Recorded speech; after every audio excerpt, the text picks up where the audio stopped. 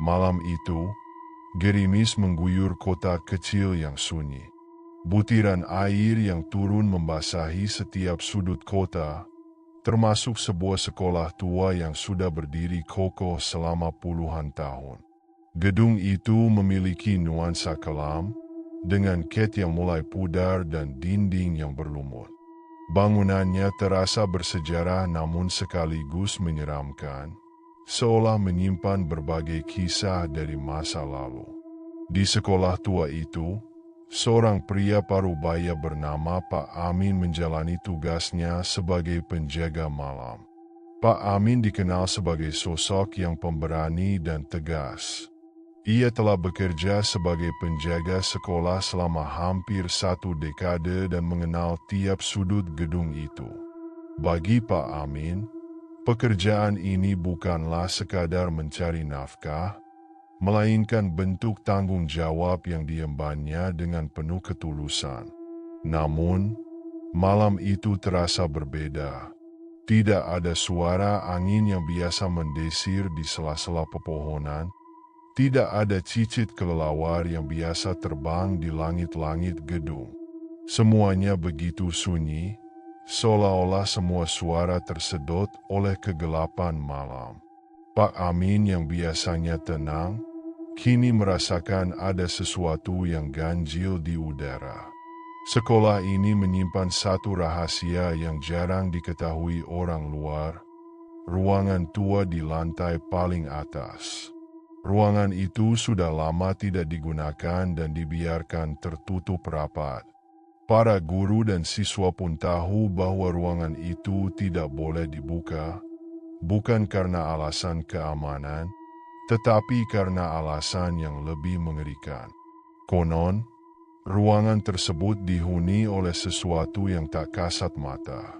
Masyarakat sekitar menyebutnya sebagai penunggu sekolah tua.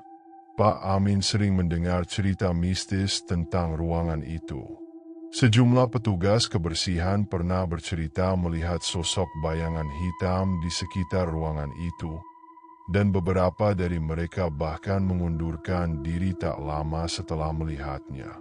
Namun, bagi Pak Amin, semua itu hanyalah cerita untuk menakut-nakuti orang yang kurang berani. Ia sama sekali tidak percaya pada hal-hal gaib dan hanya menganggap cerita tersebut sebagai bualan belaka. Malam ini, Pak Amin merasa terdorong untuk mengunjungi ruangan itu sekadar untuk mematahkan mitos.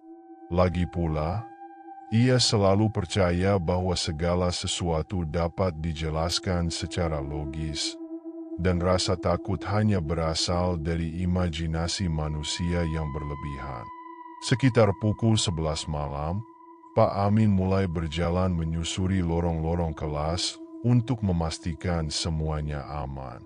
Dengan senter di tangannya, ia memeriksa setiap sudut ruangan dan mematikan lampu di kelas-kelas yang sudah kosong.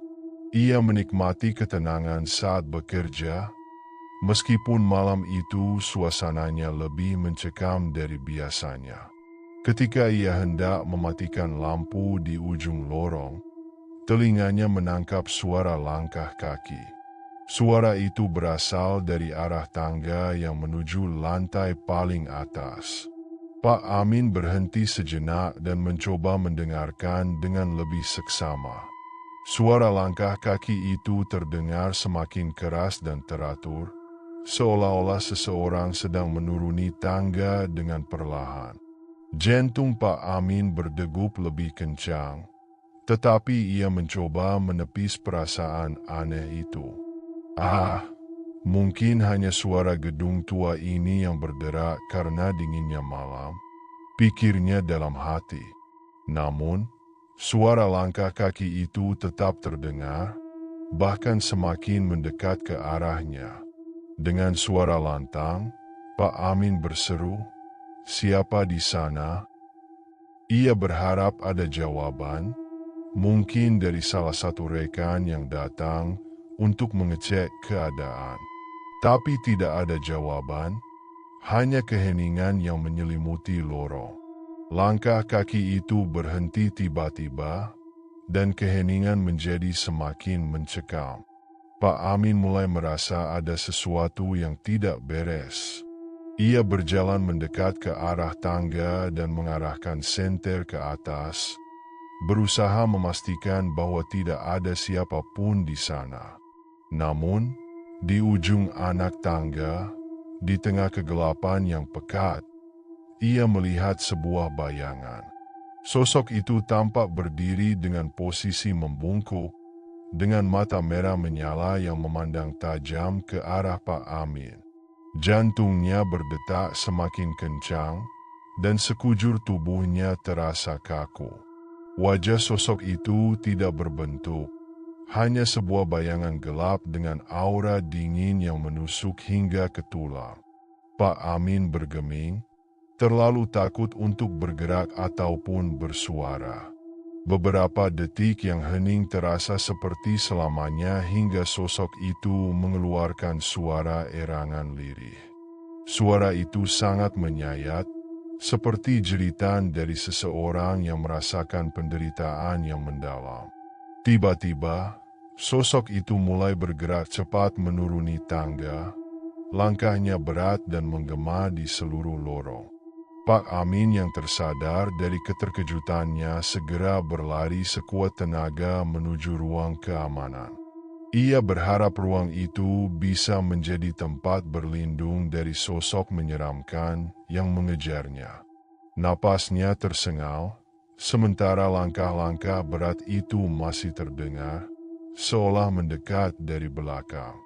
Saat hampir sampai di ruang keamanan, Pak Amin mendengar langkah kaki itu semakin dekat. Ia memberanikan diri untuk menoleh ke belakang dan melihat sosok hitam itu terus mengikutinya, seolah-olah berniat untuk menangkapnya.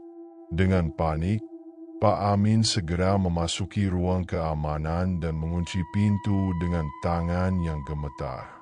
Ia berdiri di dekat pintu, berharap langkah kaki itu segera menjauh. Namun, bukannya merasa aman, ruangan itu justru terasa semakin mencekam. Pak Amin mencoba menenangkan diri dan mengatur napasnya yang tersengal. Namun, hawa dingin yang menyelimuti ruangan membuatnya merasakan kehadiran yang tak kasat mata. Ruang keamanan yang biasanya menjadi tempat perlindungan kini terasa begitu asing dan menakutkan. Di sudut ruangan, terdapat sebuah cermin tua yang digunakan untuk memeriksa keadaan. Perlahan-lahan, Pak Amin memberanikan diri untuk menoleh ke arah cermin tersebut. Betapa terkejutnya ia ketika melihat bayangan sosok hitam yang sama, tengah tersenyum ke arahnya dari balik cermin. Mata sosok itu kembali menyala merah, seolah sedang menatap langsung ke dalam jiwa Pak Amin. Tubuh Pak Amin gemetar hebat, dan ia tak mampu lagi menahan rasa takut yang meluap. Dalam sekejap, kesadarannya menghilang, dan ia pun jatuh pingsan di lantai ruang keamanan. Keesokan paginya, beberapa petugas sekolah menemukan Pak Amin di ruang keamanan. Wajahnya tampak pucat dan tubuhnya gemetar, seolah-olah ia baru saja melihat sesuatu yang tak bisa diterima oleh akal sehat. Ia tidak bisa berbicara, hanya menatap kosong ke arah cermin di depannya. Pak Amin dirawat dan diberi waktu untuk memulihkan diri. Namun, sejak kejadian malam itu, ia tidak pernah lagi kembali bekerja sebagai penjaga malam di sekolah tersebut. Trauma yang dialaminya terlalu dalam, dan setiap kali ia mendengar kata sekolah, wajahnya berubah menjadi pucat pasi. Kejadian yang dialami Pak Amin menyebar dengan cepat. Gedung sekolah tua itu semakin terkenal dengan kisah mistisnya. Para petugas yang bekerja di sana mengaku sering mendengar suara langkah kaki dari arah tangga, terutama di malam hari. Beberapa di antara mereka bahkan melihat sosok bayangan hitam yang berkeliling di lorong-lorong sekolah. Kisah ini menjadi legenda di antara para siswa dan warga sekitar. Konon, siapapun yang menatap cermin di ruang keamanan pada malam hari akan melihat sosok yang sama dengan yang dilihat Pak Amin, penunggu gedung sekolah tua itu. Sosok dengan mata merah yang selalu menanti dalam kegelapan.